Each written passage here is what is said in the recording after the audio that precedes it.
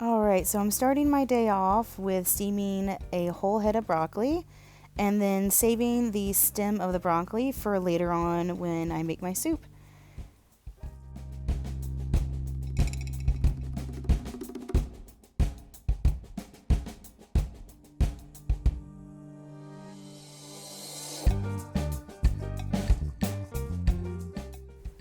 And I'm using the everything bagel seasoning to top off my broccoli.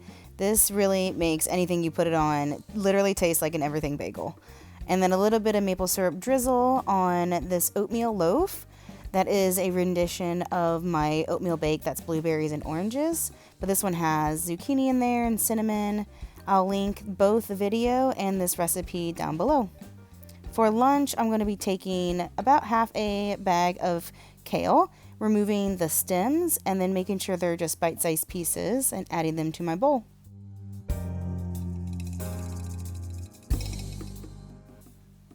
And sometimes I get really bored of just having a salad with romaine lettuce, so I like to chop up some Brussels sprouts really finely and use that as the base also of my salad.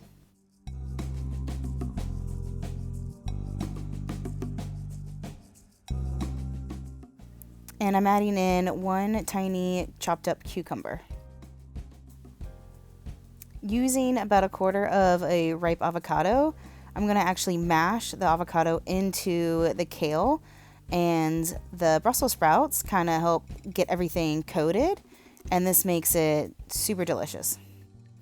Adding in a handful of grape tomatoes and a few cut up artichoke hearts.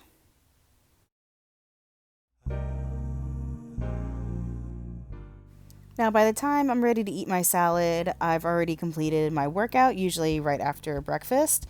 And so I'm very hungry. The salad I made is rather large, but it definitely feeds two people.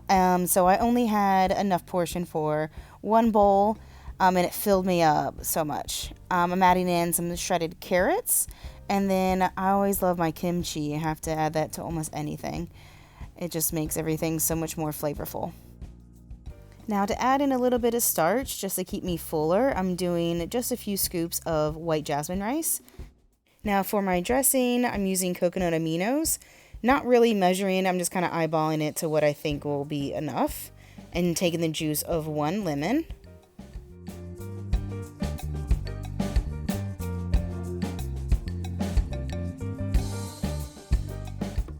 Adding in some garlic powder. Again, I don't really measure this, just kind of eyeball it. And eyeballing also the wasabi powder. Now this, definitely be mindful if you want to use this. Don't do too much, otherwise you will regret it. It'll be so spicy, but it is really good when you mix it into things. And then just tossing my salad with the dressing. And this will nearly complete my lunch. And you can pair it with a sourdough pita like I'm doing here, or eat it by itself. It is very filling, even just by itself.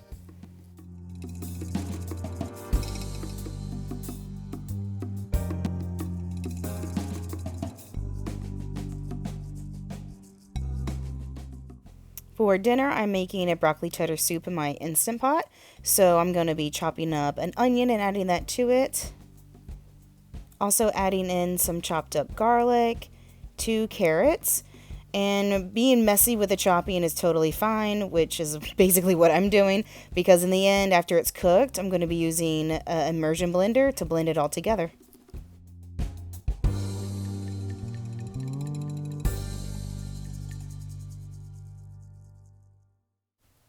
I swear this broccoli cheddar soup tastes so close to how the Panera's broccoli cheddar soup tastes like. Obviously, Panera's is not vegan, and I had broccoli cheddar soup when I was not vegan years and years ago. But this reminds me so much of it that it just amazed me. So if you don't have these many broccoli stalks, totally fine. I've accumulated so much broccoli because throughout the week I will just save the stalk instead of throwing it away. And I'm saving it specifically to make this soup. So you really don't need that many stalks. If you just have the one that you're going to be cutting off the head of the broccoli, that's totally fine. What I'm doing here is basically cutting up the broccoli into bite-sized pieces, and then I'm going to be steaming them like I steamed my broccoli this morning. And while my soup is going to be cooking in my Instant Pot, that's when I usually go and steam my broccoli and save it till the very end to add in at the very last moment.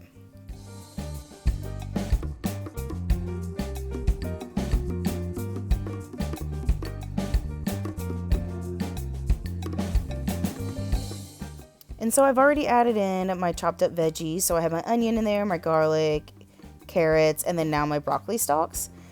And then I'll be adding in chopped up gold potatoes. Gold potatoes are, in my opinion, the best potatoes to use for a creamy soup. They just have a completely different texture than red potatoes or russet potatoes. And then I also added in some celery sticks and 2 heaping spoonfuls of white miso paste. And then adding in the most important part, which is a cup of nutritional yeast to give it that really cheesy flavor. And then the water I'm adding up basically to the capacity level to where you can't fill it up anymore. And roughly stirring everything together. I'm going to be cooking this in my Instant Pot for about 20 minutes on manual and then let the steam release. Taking my immersion blender, I'm going to be blending in as much as I can to get it as creamy so it's not too chunky at all. If you don't have an immersion blender, what I recommend is using a ladle and scooping it out into a blender and then blending it while being very careful because it is very hot. And then at the very end, you're going to be adding in that steamed broccoli. And I like to always top it off with a little bit of salt, sometimes some red pepper flakes. It is so comforting and filling at the same time. This is definitely one of my favorite recipes.